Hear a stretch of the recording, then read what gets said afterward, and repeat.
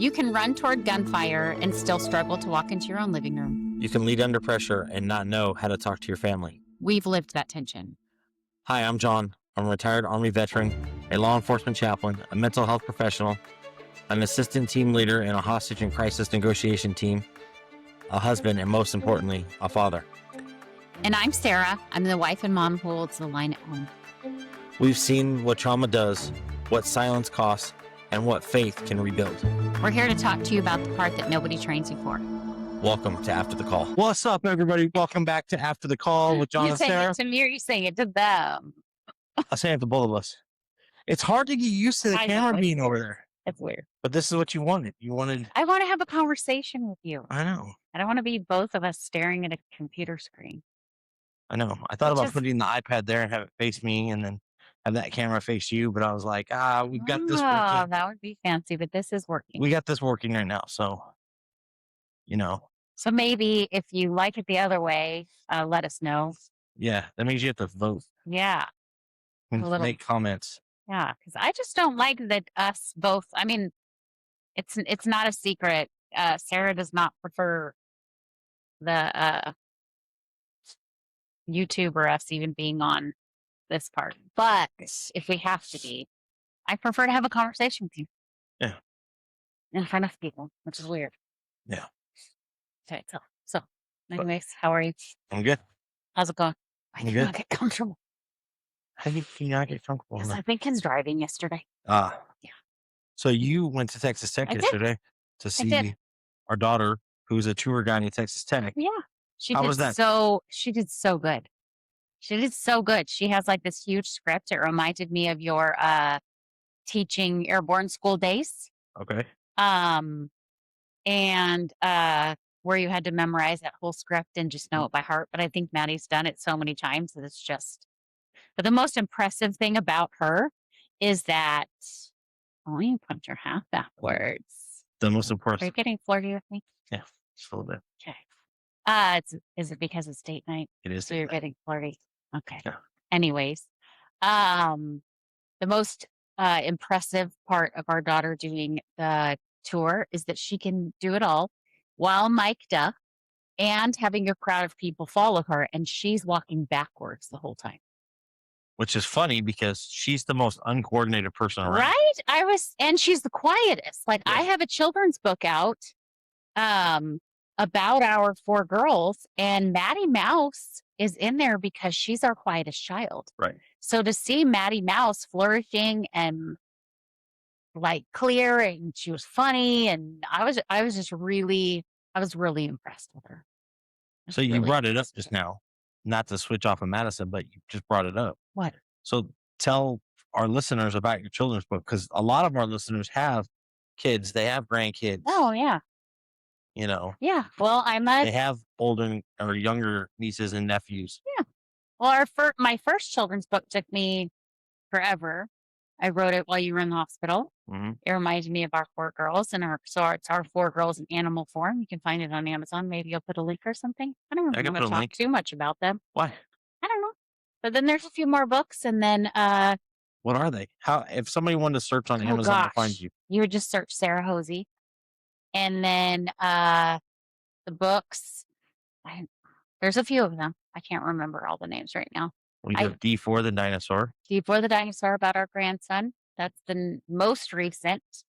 All I'll Ever Be is where it started. So I think if you find the book I'll Ever Be, the story of Casey Caterpillar first, it'll lead you to the rest. Okay. And then I have another one in the works that's taking me a little bit longer to get out than I originally anticipated. It's crazy how that is, isn't it? Yeah.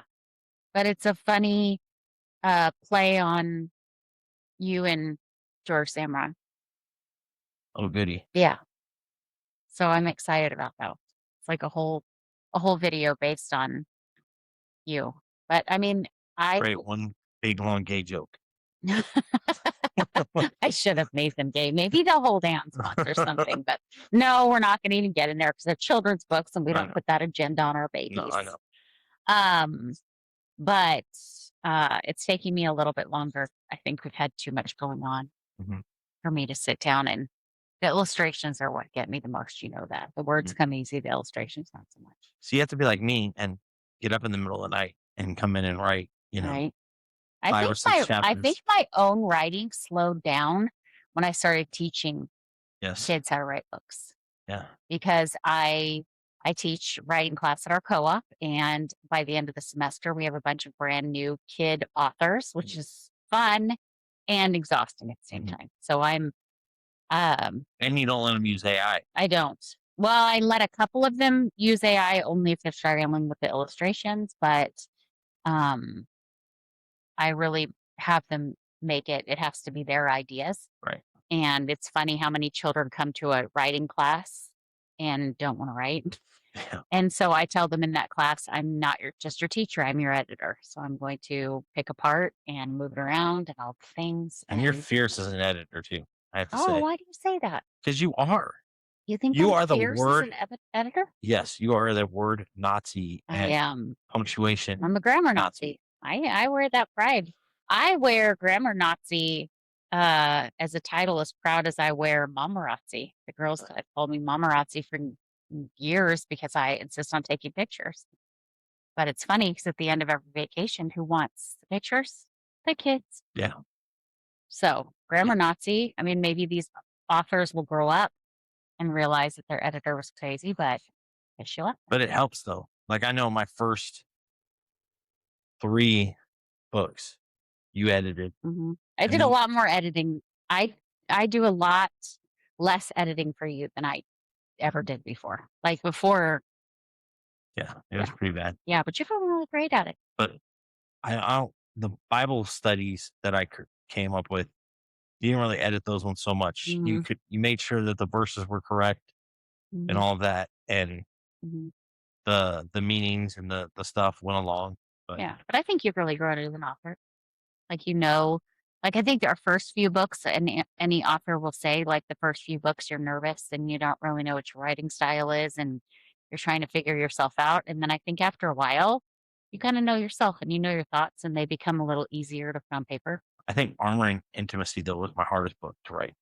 And it's my favorite. It was by far the hardest one to write because, and I'm saying this so all of our friends, acquaintances that are in the religious field are gonna be like, "Oh my gosh, that's Chaplin that wrote that book?" Yeah. Yeah, it is. But I also deal with a special type of client that a tactical F-bomb in Mhm. there Yeah. is okay. Well, and the test audience of people that we've had read that part, they were like, because I was against it. Do you Yeah. remember that in the beginning?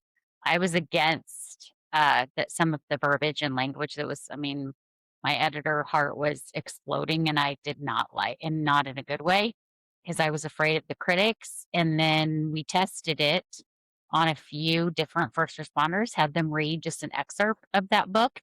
And they were like, dude, I would give this to my friends. Like somebody finally said it. I was Mhm. like, oh, okay. Yeah. Because I mean, I think everybody, like we've said before, people, not everybody's going to recover the same. Not everybody's going Nope. to listen the same. And if we can reach as many people and get to the, I think you have to look past the language of it that reaches a certain group of people and look at the heart behind it. And if you look at the heart behind it, you'll see it's the same heart as everything else. So, like, today, we're talking about one of the books from Tactical Jenga, Hmm. Hypervigilance, The Body Didn't Get the Memo. Hmm. But I think we called it, Hypervigilance at Home, when survival mode follows you through the front door, Yeah. um, which they go hand in hand Yeah. of, how many, and I will say, coming back the first couple of times, I didn't really notice it, but I definitely notice now how hyper vigilant I am when we go somewhere. Hmm. Even And when it can get tricky because um, I knew it with you, your hypervigilance, and I knew your triggers and what we needed to avoid and which way you need to sit in a restaurant. It gets tricky when you have when a you're group, with a group of first responders. People probably think like, oh man, those dudes, like, why isn't anybody sitting next to their spouse? Or why is that lady cop on the side with, the other guys? And it really is, it's a wanting to face the door kind of thing. I think it is, but I also think subconsciously, and we've never talked about it, but I think subconsciously we all look at each other and we're like, okay, I know if somebody comes from that way, Mhm. he's got it covered that way. If somebody's coming through that door, I've got that door. So So do you feel sometimes like you don't need to face, like, say, for instance, if we're going to dinner with George and Roberta, and George wants, he happens to walk in before you and he takes the seat on the end facing the I door. know he has my back. Yeah, that's what I was So wondering. he knows I have his back and I've seen any danger coming the other way. Yeah. So I do you think it's easier? Not that I, wouldn't go to war for you because I would, but do you think it's easier when you're out with fellow first responders, like Mhm. to take the seat that may not be facing the door? Yeah. Even when I've gone to like lunch with like paramedics or Yeah. firefighters or whatnot, they're like, hey, I'll let you at the door. Yeah. Even though I know they're armed, but a lot of them have never had their finger on the trigger and had to do that. Right. So for them, it's like, okay, hey, I know you're going to be okay if you have to shoot. So I'm going to go ahead and sit with my, even though it makes me completely nervous, I'm going to sit with my back to the door, Mhm. knowing that you have my back. Mhm. That's why, I created that shirt that says I'm okay because my brothers and sisters have my back, Mhm. you know. Mhm. Okay. So So let's start our subject. Today we're talking about, like we said, hypervigilance. It's a word used a lot in the military and bleh, first responder circles, but many people don't really understand what it looks like or what it does to a marriage and family. So, John, let's start with the very basics. What is hypervigilance to you? so hypervigilance is that being on edge, Mhm. not knowing.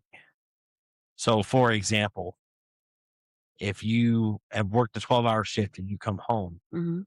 and it was a long rush of a shift, Mhm. doesn't matter if you're corrections, if you're a paramedic, if you're a fireman or EMT, whatever you are, you're a soldier, even veterans. You come home and you're up here, your adrenaline is up here, you haven't come down, you're up here. Well, you're going to be at that hyper vigilant state of you're viewing everything as a threat. Mhm. So you have to come back down to a normal level.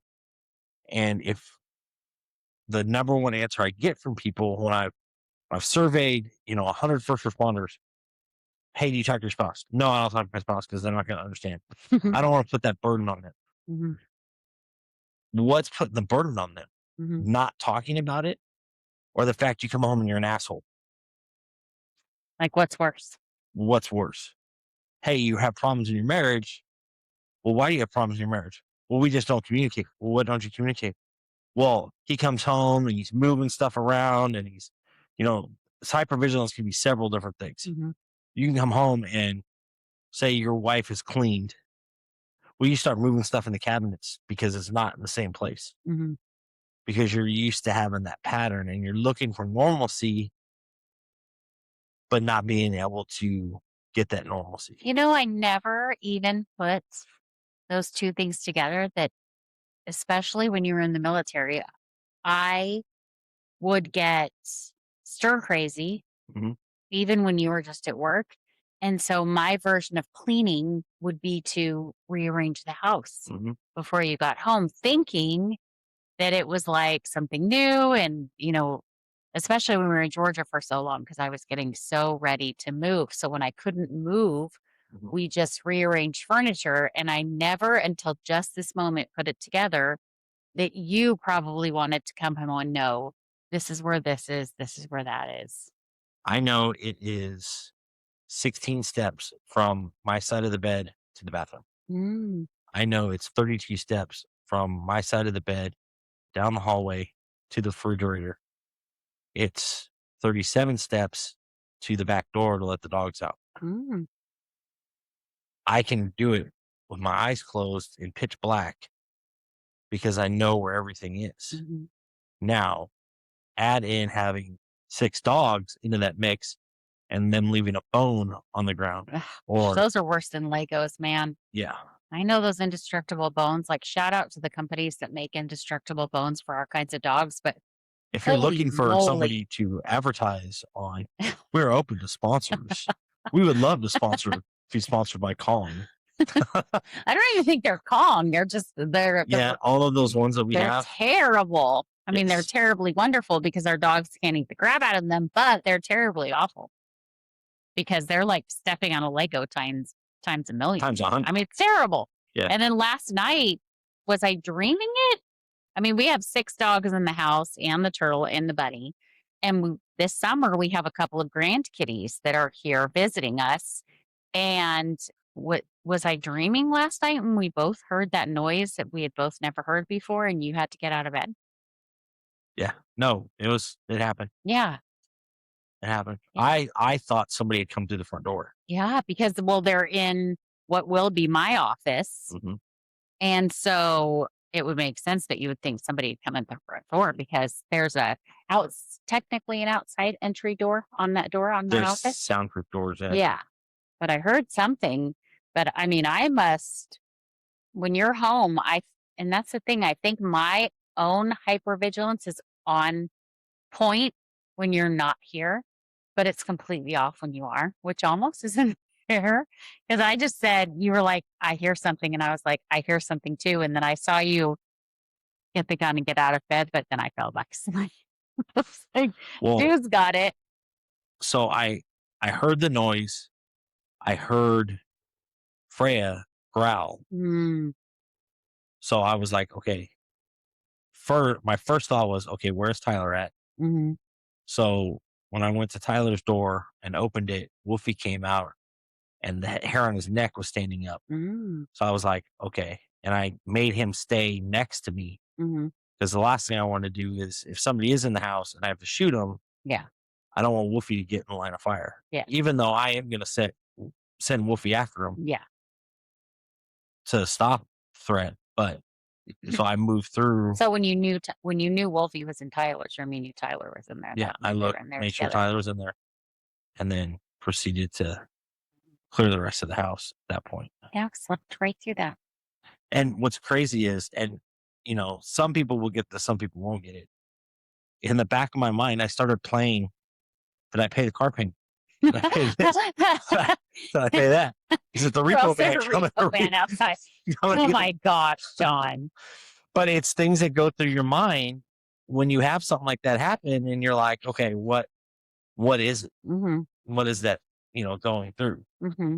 So let's talk about some signs, maybe that people are listening. If they're like, maybe I am hypervigilant, or maybe I'm not, or maybe my spouse is. The first one that comes to mind is, if you go to a restaurant, Hmm. do you have to face the door? Hmm. If you're in a large crowd of people, does your back have to be to a wall? And this is going to sound funny, but I mean a wall like this. Hmm. Even though it's drywall, do you have to have your back up against the wall where you can see 180 degrees? Right. Right.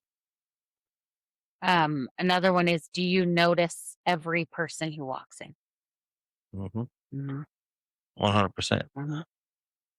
Uh, We used to, uh, when you're learning to identify things, you'll go to a restaurant and you'll say, okay, what do you see on so and so?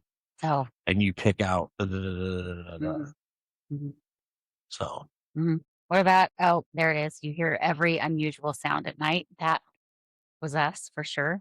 So you know your house and you know what sounds it's supposed to make, like every house creaks, but you know the difference between a normal sound and not a sound. What about if crowds make you uncomfortable?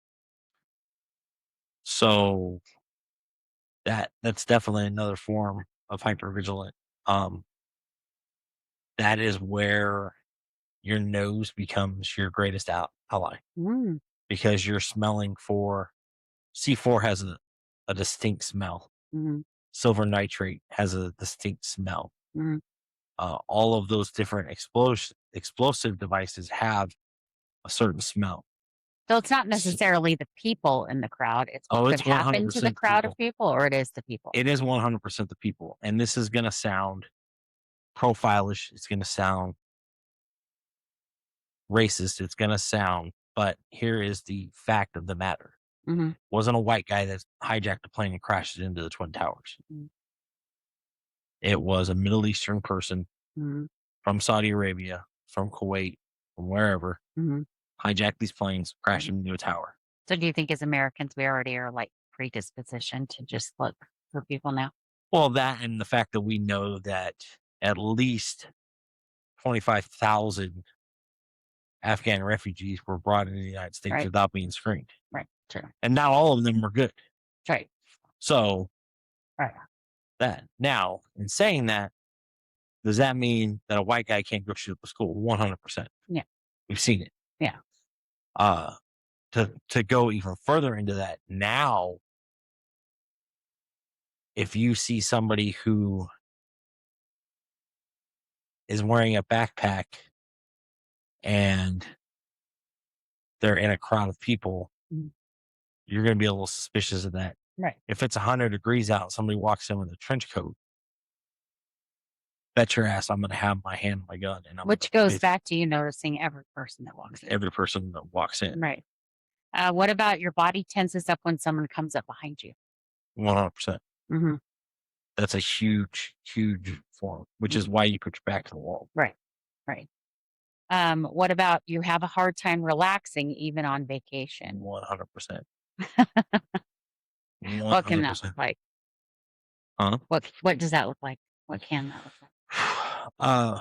Well, one, if you're staying in a hotel and you're in a foreign country, Oh, you're automatically on edge as it is because, and not because anything is bad or anything's going to happen, because the chances of something happen are slim. mm-hmm. But in the back of your mind, you're still on edge and you're still like, okay, But what if? hey, Right. what if this happens? Mhm. Which is why, like, even when you guys took the cruise, the morning you guys were leaving, where was I at? I was in here. I was on the State Department website looking at when the last Mhm. SIG attack was in the places you went. And I told you, hey, don't get off the boat in this area. Mhm. Not that there was anything that was going to happen. You were And just that being there was, extra cautious. yeah, Um, so we want everybody to know that just because you have these things, none of this necessarily means something is wrong with you. It means your brain has adapted to survive. Mhm. Would you agree with that? 100%. It means your body is in a state of hypervigilance constantly. Sorry. Uh, your brain is constantly in uh, a point of hypervigilance where Right. you can't relax. Right. Where you're And when just you always on. Yeah, and when you're always on, that naturally your body is gonna start to wear down, Yeah. which is why we call it, "My body didn't get the memo." Right. Exactly. So I would think, as a spouse, I think here's what hypervigilance can look like from the other side. Okay. So sometimes your husband or wife seems distracted. Mhm, So I know that for me, when we are trying to have a date and sitting across from each other at a table, I've sat down, I am allowing you to face the door. mhm, When you are constantly looking around me when I am having a conversation with you, mhm. if I can see where I recognize that now, but I can see where someone else that would look like you were not engaged in the conversation. With that, so another thing, and I know I do this, and I know other people that do this too, Mm-hmm. is when you're, uh I just moved a page ahead, Mm-hmm. so, Me too. when you're having a conversation, to keep me focused on the conversation, Mm-hmm. I may take my phone Yeah. and have it out, even though I'm not looking at anything on my phone. It's keeping me concentrated on what you're saying, Rather than being focused, distracted around being everybody else. distracted on what's going on because I want to hear what you're saying, Mm-hmm. but I know if I look up, I'm naturally going to start looking at this. And if I identify something, Mm-hmm. even though it may be nothing, Mm-hmm. and 9 times out of 10, it is nothing, Mm-hmm. I'm not focusing on what we're there to do. So do you think And that also is you know, a way of coping with that Mhm. is to drink alcohol Mhm. because it's nulling your system, Yeah. which isn't good either. No. And I'm not saying that drinking is bad because I'm a recovering alcoholic. Mhm. But what I'm saying is that if you go to a bar or you go to a restaurant and you're pounding a drink after drink after drink, Mhm. you have a problem. Instead of just sipping on something, Right. you're focused on other things going on Right. and not what's happening at that table. Right. So in the beginning of this podcast, we talked about how communication can change, like the Mhm. climate in a marriage. I think even recently, I've been upset with your phone, and I just want to like, while we're here in the moment, so I don't forget. Like, thank you for clearing up. It all like you being on. It makes sense to me now, rather than just being frustrated. So I think like we could all use a little bit of grace when it comes to, oh, if your spouse seems distracted, Mhm. or if your spouse seems stressed, or if your spouse seems like they're doing something that you don't necessarily agree with, I think it's okay to ask the questions. Mhm.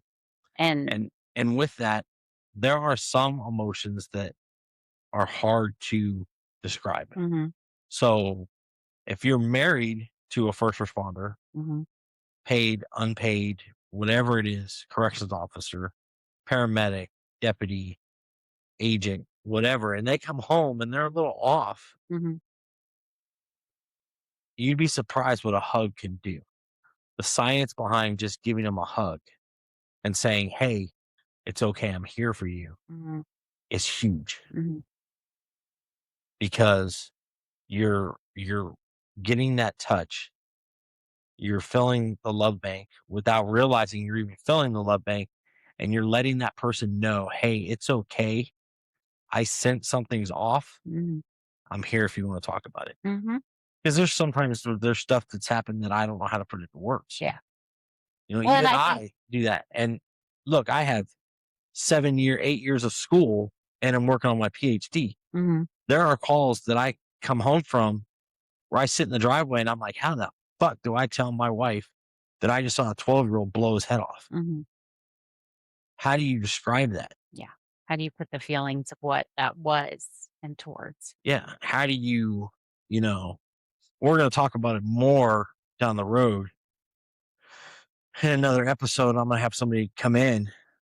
I think the hardest part of my job is knocking on that door Mhm, and saying, "Hey, I'm sorry, so and so was killed." mhm. So with that, you know, it's hard, and it's even harder when you have dumbass constables that post on social media accident scenes with license plates. Well, yeah, because they're not thinking of the people that they're affecting. They're No, only they're trying to thinking make of money. yeah, They're trying to yeah, make money and make their stupid ass paper look good. yeah, yeah. And it's okay if that person's on fire on the side of the road and you throw gasoline on them. Just kidding. Back to the subject. Are we on the same? Nope, What helps? you're still one more page. Oh, I'm still one page ahead of you. Mhm. Oh, So grab that last one. the one I The one dropped? you just dropped. Oh, okay. Are we on what affects? Yep, marriage. Okay. So we've had to talk about marriage in this podcast Yeah. a lot. And we scripted this so we could stay on point Mhm. so we don't run long. But Yeah. Um, go right ahead. It's your So why does this affect marriage? well, it doesn't hypervigilance doesn't just affect the person carrying it. Mhm. It affects everyone they love. It affects the spouse, affects the kids, affects the TVs. You can't hear that on the I know.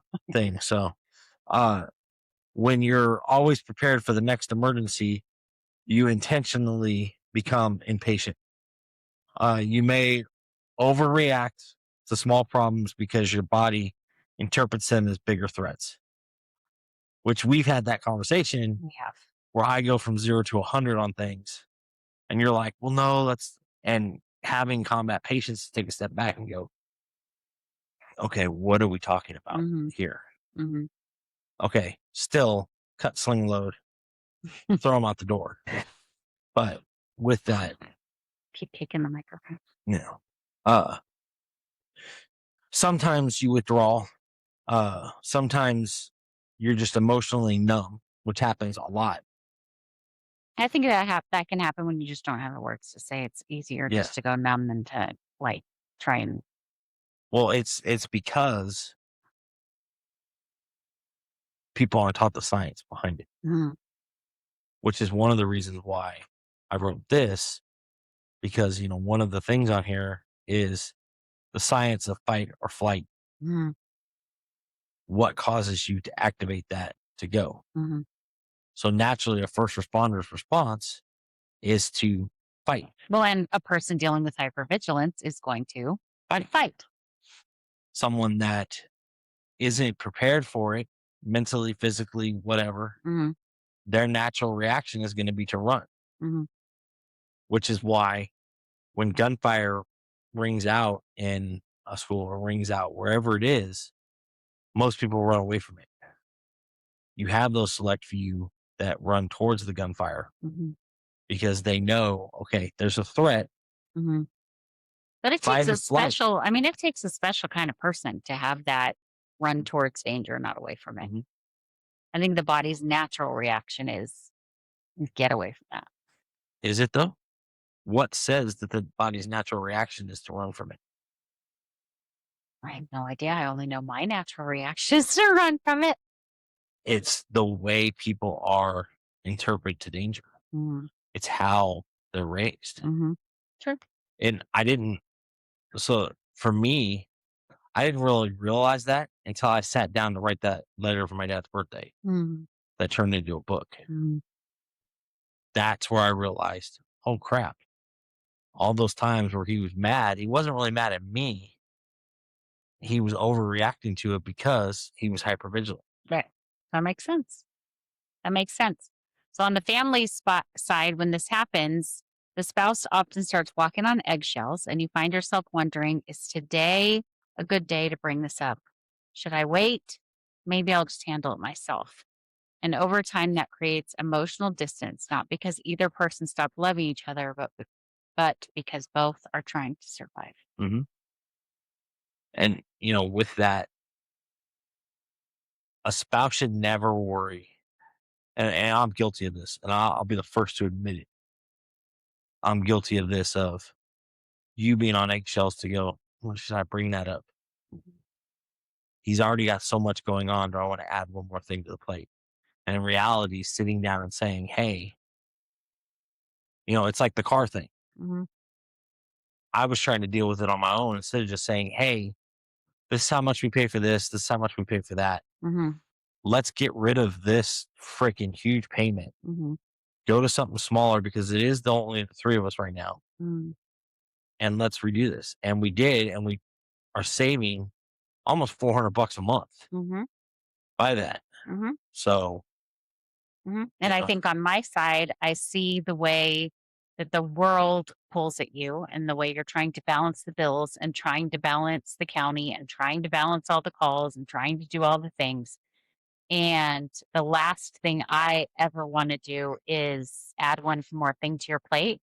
But I think that when in marriages, when we start not prioritizing what the spouse needs before the mm, outside world, whether it's the first responder or the spouse, if you don't put your family in front of all the distractions, your family will become the quieter of the two mhm, because the rest of the world is never going to shut up.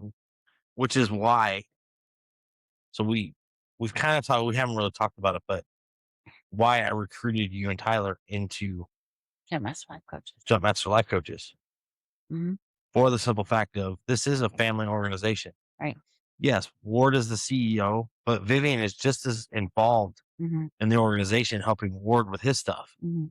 Matt will be just as involved helping Sierra Hmm. with her stuff. Hmm. You and Tyler are involved. And if we need you guys for stuff, Hmm.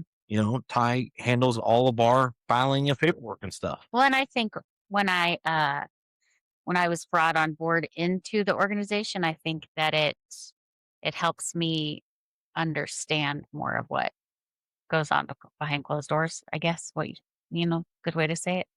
Like, it helps me understand things, and so I think with, like, our first responders, you can't really bring your spouse to the calls with you, but the next best thing is to let them in on the stress that Mhm. was the call and not be afraid to you and I have a thing where we say, "I just need you to be my friend right now."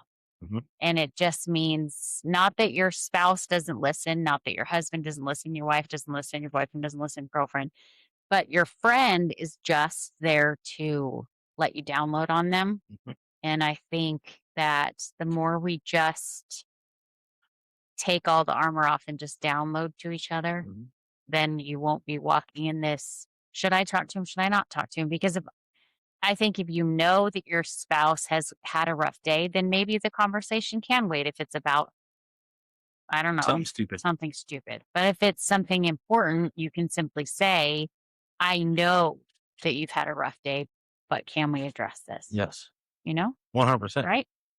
100%. So let's talk about another one of our favorite parts and ones who are affected in this, and that's our kids. Mhm. Uh, Kids are incredibly persistent. Perceptive. They're also persistent. Well, persistently perceptive, I guess. Yeah. They They notice know everything. things. Like Ty knows things as they're happening. Mhm, She sees it. mhm, I could go she knows the ringtones on my phone now. And when she hears that particular ringtone go off, she knows dad's got to go on a call. mhm.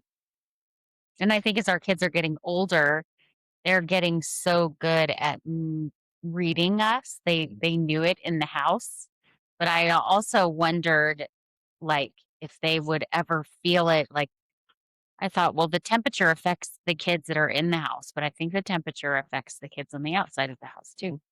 100%. Yeah. Uh, but they do notice when mom and dad is always tense. Mhm. They notice it. Mhm. Like even Tyler has said to me before, "Hey, Dad, does your neck hurt?" Yeah. You want me to cup you? Mhm. It's pretty good when your 13-year-old knows how to use the cups. I know. Or say, "Hey, Dad, why don't you get a massage this week?" Knowing, hey, Dad's probably pretty tense. He probably needs to go Mhm. that massage. Mhm. For guy, for dad, daughter, how do I say this? For dads that have daughters, take your daughters, go get a pedicure with them. Don't worry, you're still gonna have your man card, but go in there and say, "Hey, I'll get a pedicure with you." Why pedicures? There's something about sitting with your daughter, having a conversation as some little Oriental lady is working on your feet. Mhm. I don't know. But it's just something to do together. Mhm. And you sit there and you bond and you talk and you go to that. And then And it takes a while, so it's a it's good a good, hour of sitting there talking yeah, it's a without good being time. distracted. Yeah. And you're talking and, I feel bad because Tyra and I have gone before Mm, and literally in the middle of it, I've gotten a call and I've been like, hey, I got to go. And we've hauled out of the thing. And I've called you and said, hey, I need you to meet me here. mhm. And Tyler's jumped out of the car, jumped in with you. And But I think pedicures have always been like, I get to go with them sometimes, but as soon as you got past that first, like, I don't wanna go get a pedicure. well, it took a It while, Yeah. remember? Because we went to the lady in Alabama and she destroyed my feet Mm, after I came back from Afghanistan the second time. And I had built up all of that beautifulness and hardness from road marching so much. And she destroyed my feet, she made them soft again, which was no which good, sucked because which was it no took good, me years to get no that good. done. But I think once you got over that initial hurdle, like when Mackenzie got married, Oh, it was, it was time to go get pedicures with the bride and bridesmaids, and I assumed that would be me going with them, and was it? oh, No, it wasn't. Because why? Because it was your turn. I still remember when we got here and the ladies at the church were all talking and they were like, oh, we're going to go. I'm like, heck yeah, where y'all going? They're like, oh, we're going here. And I'm like, really? I was like, I like this place better than you. And they're like, what? You get? Yeah. And I'm like, yeah. And they're like, well, come with us. And I'm like, let's go.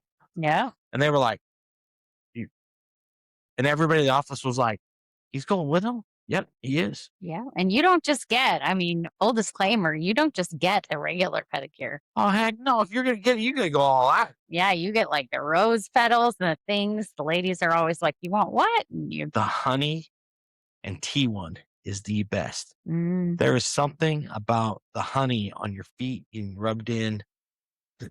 sounds disgusting. Phenomenal. No. It rejuvenates your feet. So,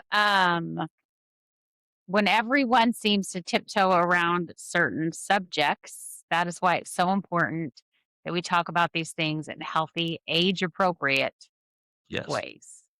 And I think we've learned that too. That I think out of all of the conversations you have is how do you talk to them about Mm-hmm. that stuff? Mm-hmm. Like I used it today on a conference call I had with some other therapists, but I was talking about bullying. I was Mm-hmm. talking about how it's so prevalent and all of that. And the story that I learned while I was at that conference, and I'll tell you guys, there was a dad, he had very strict rule. Him and his wife were divorced. Dad had very strict rules. 9 o'clock every night. Her phone was to go into the kitchen, be charged. She wasn't allowed to have it. And for weeks she kept it. Dad, please let me have my phone. I really need my phone. Let me have my phone. Well, dad finally gave in and said, okay, you can have the phone. 2 weeks goes by and the daughter ends up killing herself. Investigators come in, they download the phone. And for that 2 weeks, every night she's staying up till 4 or 5 o'clock in the morning, defending herself against cyber bullies that were just bullying her over and over again. And she got to the point where she didn't think she could handle it anymore. And she ended up killing herself. Mm-hmm. So no matter how much they fight you on it, if your gut tells you, hey, you can't have your phone at night, Mm-hmm. take their phone away. Mm-hmm. Well, I think don't be afraid to have those hard conversations. That's the thing. Even, I've gone on calls where I've come home and said, hey, come here, let's talk for a minute. Mm-hmm. Hey, has this happened to you? Mm-hmm. No, but I've seen it happen. Mm-hmm. Okay, if this happens to you, you have to tell me. Mm-hmm. You have to come in. You're not going to be in trouble, but you have to talk to me about it. You Mm-hmm. have to tell me. Mm-hmm. Mm-hmm. Because I think sometimes simply saying, I'm feeling on edge tonight or edge today is enough to help your family understand what's happening. But talk about it. Don't think your spouse is a mind reader. Right. You have to talk about it. Right. Because they don't know. Right. They have no idea. Right. They won't know unless you tell them. Take a few slow breaths, Mm-hmm. pray, Mm-hmm. listen to worship music, listen to music. Mm-hmm. Sarah got on me last night because I was listening to certain music. I was just wondering why. I wasn't. was just, I it was know. one of those nights where I was I, just listening and thinking of some stuff. And, I know. but give your nervous system a chance to change gears. That's the biggest thing. That goes into the body to get the memo. Mm-hmm. It's perfect. Don't isolate yourself. If you feel like you need to isolate, call your 3 a.m. buddy. Mm-hmm. Call your chain of command. Mm-hmm.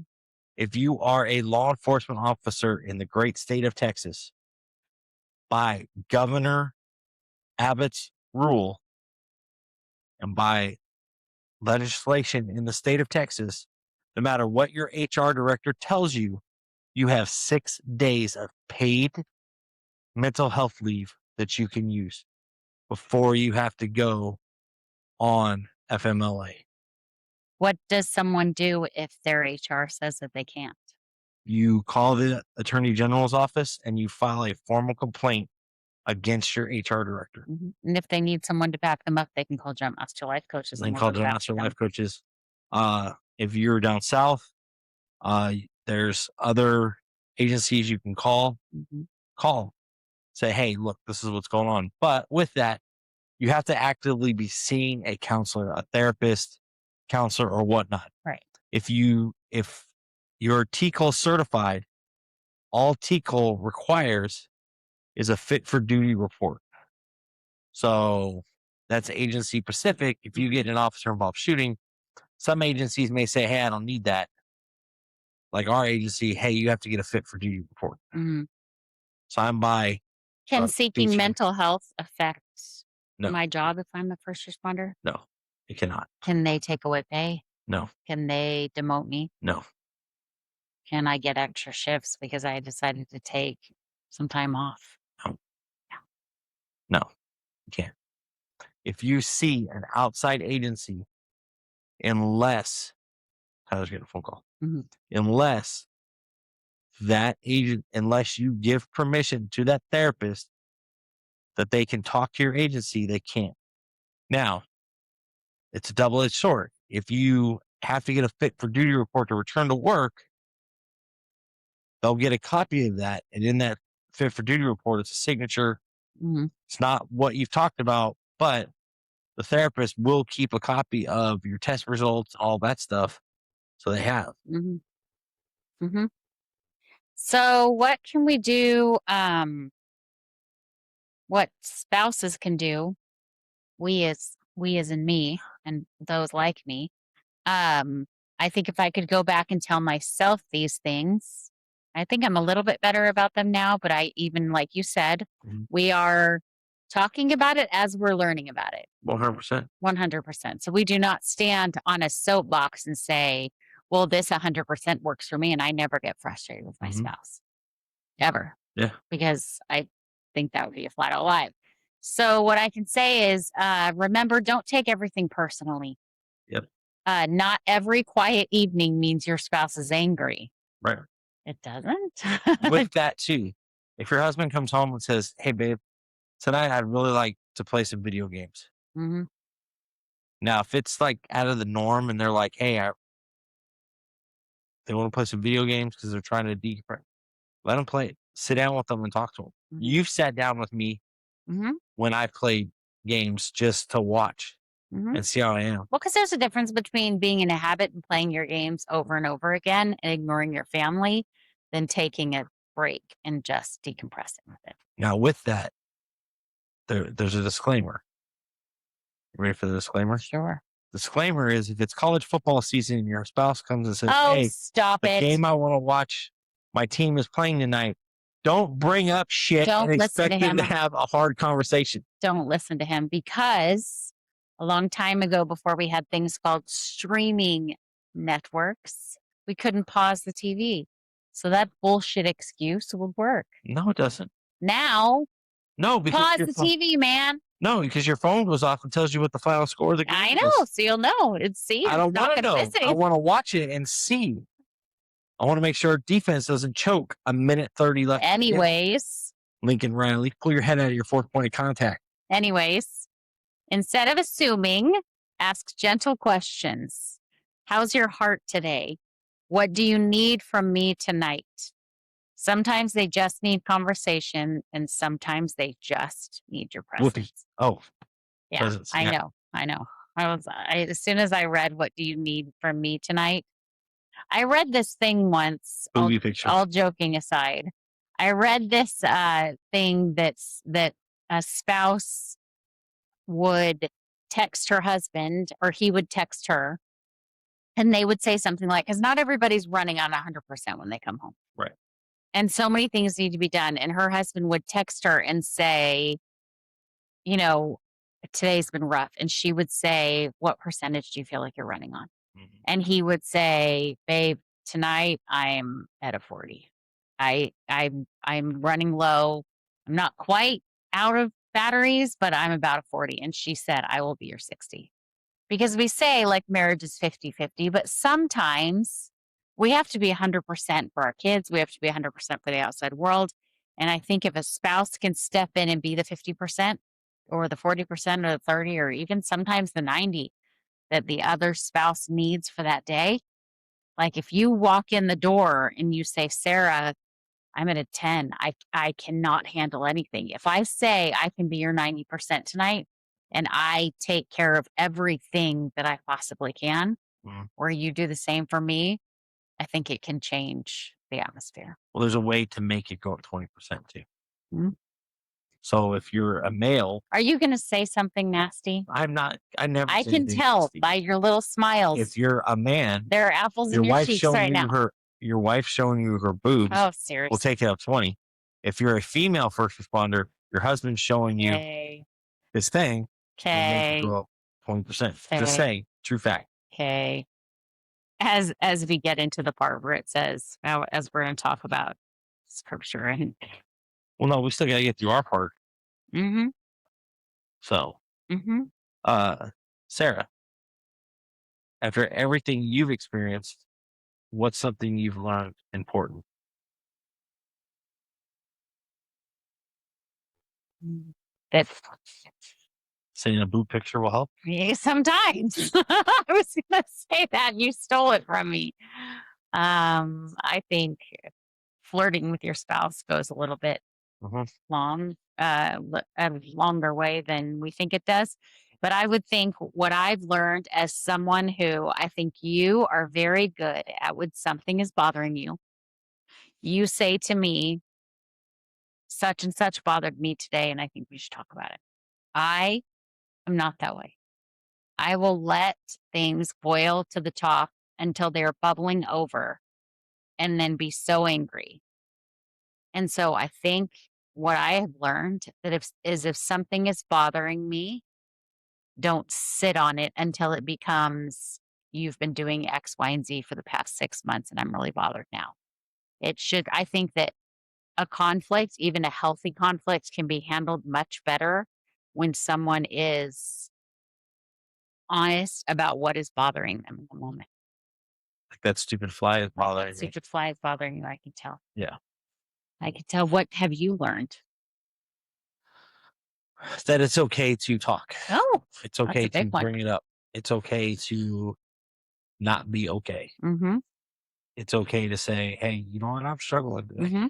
I'm having a hard time. Mm-hmm. I need some help." Mm-hmm. So let's give our friends, let's have some fun and give our friends a challenge for the week. And we'll give it to ourselves too, Okay. because we're That's not both. fair though. I'm not gonna be here this week.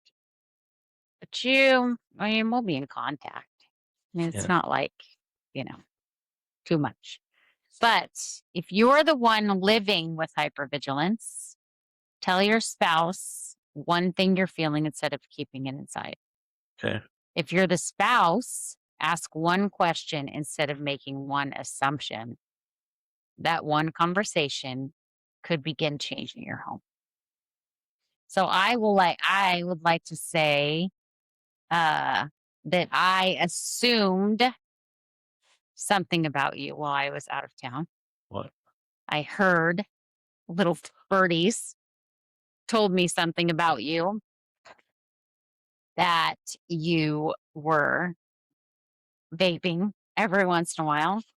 And I assumed that you were being sneaky and nasty and just bullheaded and doing the things.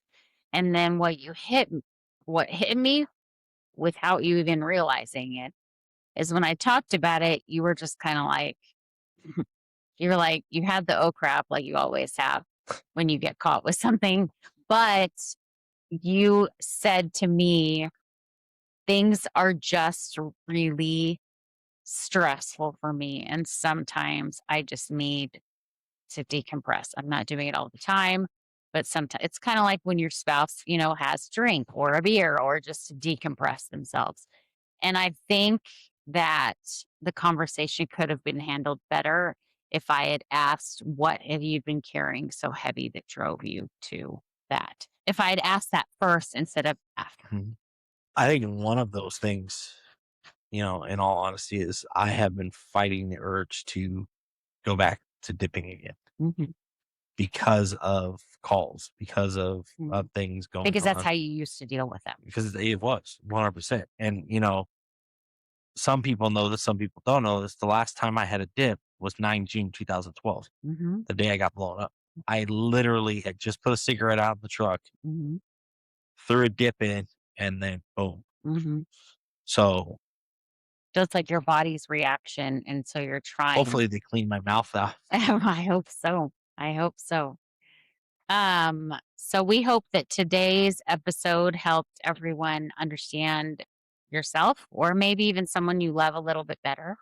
And if you did, share it with them because sometimes understanding is the first step toward healing. And remember, just because your mind learned to live in survival mode doesn't mean you have to stay there forever. With God's help, with support, with grace, healing is possible. And So with that, mhm, one thing I want to say is yep, the body was built to survive, not to stay in survival mode. yep. Hypervigilance, the body never got the memo. Takes you inside the unseen war tactical professionals fight every day. Long after the call is over, this book breaks down the neuroscience behind trauma, threat scanning, and nervous system dysfunction, dysregulation. Mhm,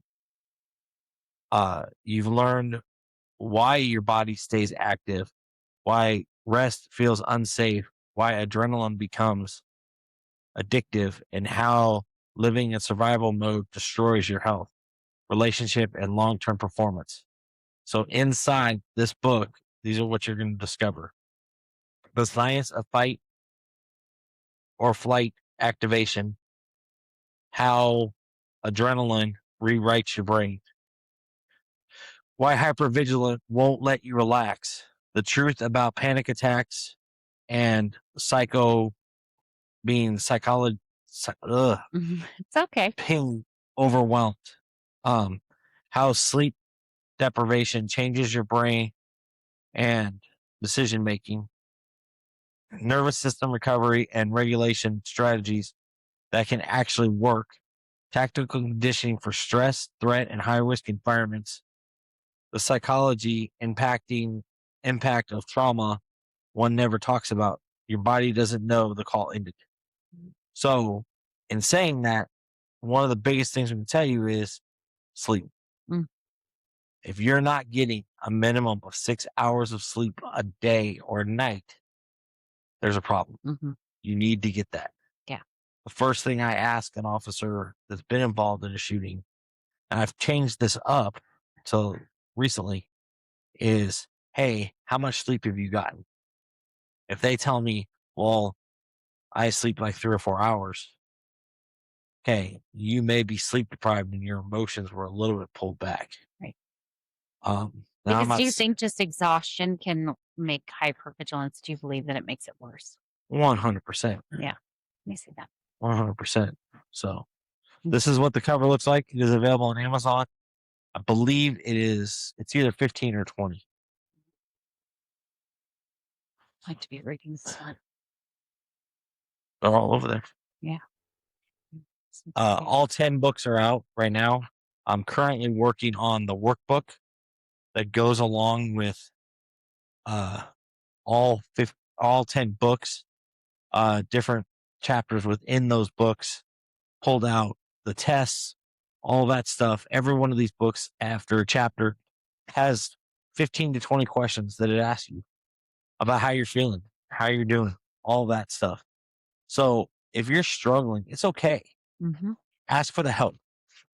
Don't be too prideful not to ask because I'd rather you ask for the help than try to do it yourself Mhm. and it not go good. Mhm. Also available Armor and Intimacy. You can see the poster behind Sarah. After the call, the Jump Master Performance Recovery Doctrine, which is also helping me write my PhD, dissertation, Tactical Jenga. All 10 books are out. And all three of those books, well, all 13 of those books go together. Mhm. So So uh, I think we will be so today is Friday. it's We're Friday. out of town. And then next week we have the 4th of July and the grandbaby here. So I think we're going to officially let everyone know we're going to take the week off. I'll be back Thursday. I know, Can but the record real quick Thursday. babies will be here. They won't be here yet. Not when I get here. They won't. Yeah. Oh. If they're not here, we will. If they are, we will. If not, I'll do an interview down south Oh, that's a good idea. with those two. That's a very good idea. You should, Uh, yeah. I could pull Doc in too, interview her too. Yeah, it's a really good idea. Okay. So, uh, be safe this week. Be Stay careful with frosty. 4th of July. We don't see Be you careful. before then. Yep. Yep. Sure, we'll see you before then. Yep. Happy 250th birthday. We love all you all. Stay frosty and be safe. Bye, guys.